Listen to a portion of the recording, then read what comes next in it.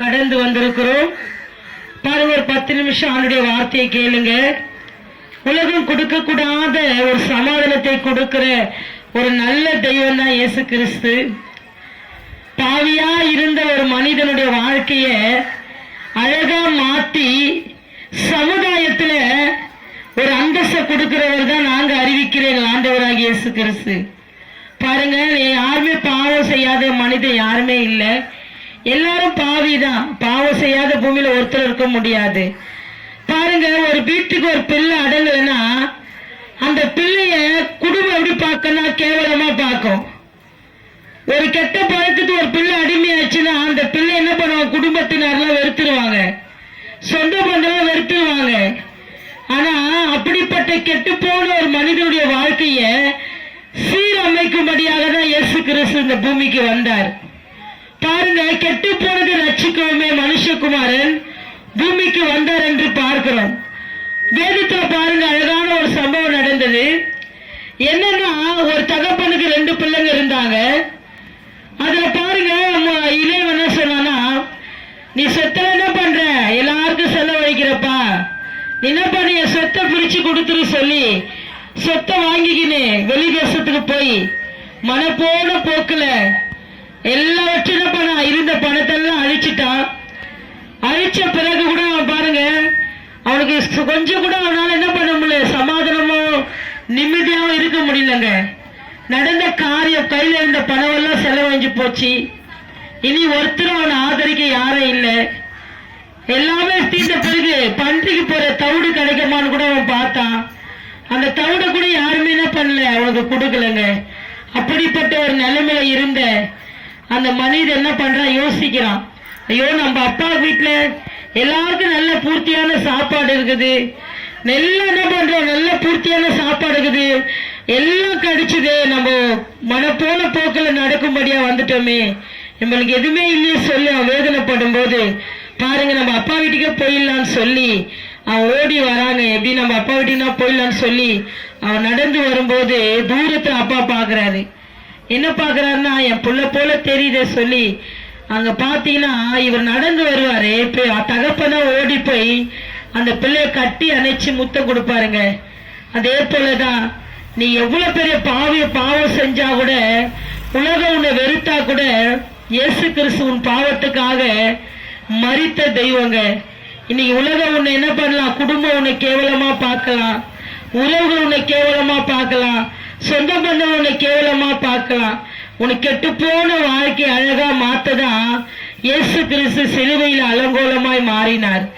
நீங்க யாரா இருந்தாலும் சரி, இந்த பகுதியில இந்த வார்த்தை கேட்கிறேன் அன்பு சகோதர, அன்பு சகோதரியே, மனுஷ முகத்தை பார்ப்பாங்க, ஆண்டவரோ இருதயத்தை பார்ப்பாருங்க. உங்க இருதயத்துல நீங்க படுகிற அந்த வேதனை, கஷ்டம், கண்ணீர் எல்லாம் நிச்சயமா மாறும்.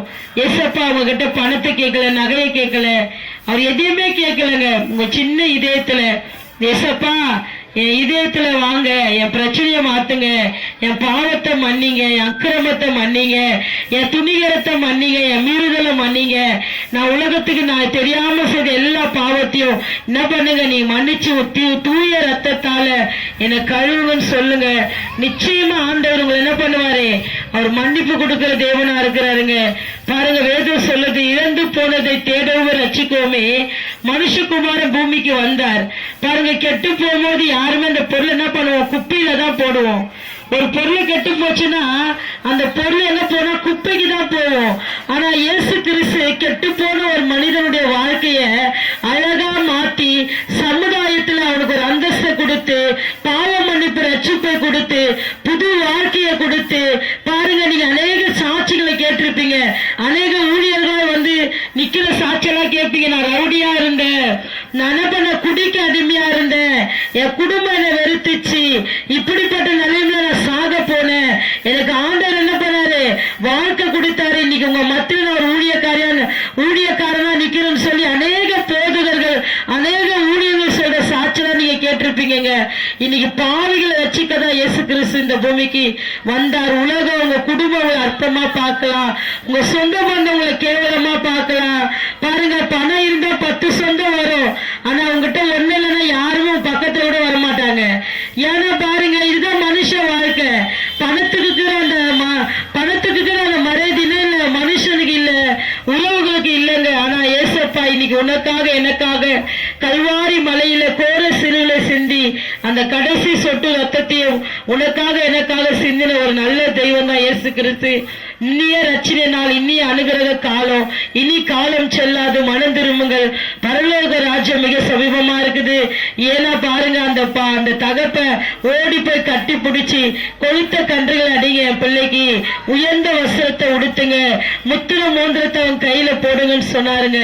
இன்னைக்கு பாருங்க, ஓடி போய் தகப்ப பேச்சு கேட்காத கீழ்படியாக போன அந்த பிள்ளைக்கு அந்த தகப்ப அவரு என்ன பண்றாரு, இப்படிப்பட்ட காரியத்தை செய்யும் போது இந்த தகப்ப நாங்க அறிவிக்கிற எங்கள் ஆண்டவராகிய தகப்ப உனக்காக எனக்காக விலைமதிக்க முடியாத அந்த கடைசி சொட்டு ரத்தத்தையும் கொல்கதா மலையில கோர சிலுவையில அந்த ரத்தத்தை சிந்தி தன் அன்பு வெளிப்படுத்தினாருங்க. இவரை போல ஒரு நல்ல தெய்வம் இந்த பூமியில இல்ல. நிச்சயமா உங்க சூழ்நிலை எதுவா இருந்தாலும், உங்க பிரச்சனை எதுவா இருந்தாலும், உங்க பாவம் எப்படிப்பட்ட பெரிய பாவமா இருந்தாலும் ஆண்டவர்கிட்ட மன்னிப்பு கேளுங்க. தன் பாவங்களை மறைக்கிறவன் வாழ்வடைய மாட்டான், அதை அறிக்கை செய்து விட்டு விடுகிறவன் இரக்கம் பெறுவான். கர்த்தர் இந்த நாள்ல கூட உங்களை ஆசீர்வதிப்பார். இந்த நாள்ல கூட கர்த்தர் அப்படி இருக்கிற இடத்துல இந்த கண்களை மூடுங்க. உங்களுக்காக ஜெபிக்கிறோம். பரிசுத்த நல்ல தெய்வமே, இந்த ஒளிபெருக்கு மூலியமா உடைய வார்த்தை நாங்க சொல்லியிருக்கிறோம்ப்பா. ஆண்டவரே, பாவத்திலும் சாபத்திலும் கட்டிலும் ஆண்டவரேப்பா பலவிதமான வேதனையில் இருக்கிற ஒவ்வொரு பிள்ளைகளுடைய வாழ்க்கையில் இருக்கிற எல்லா சூழ்நிலைகள், பிரச்சனைகள், அப்பா அவருடைய கண்ணீர்கள் எல்லாம் மாற்றுங்க ஆண்டவரே. அவருக்கு புதிய வாழ்க்கையை, புதிய சமாதானத்தை கொடுத்து அவர்களை ஆசீர்வதிங்க. உங்க நாமம் மாத்திரமே மகிமைப்படுவதாக. இயேசுவை ஜெபிக்கிறோம் நல்ல பிதாவே, ஆமென்.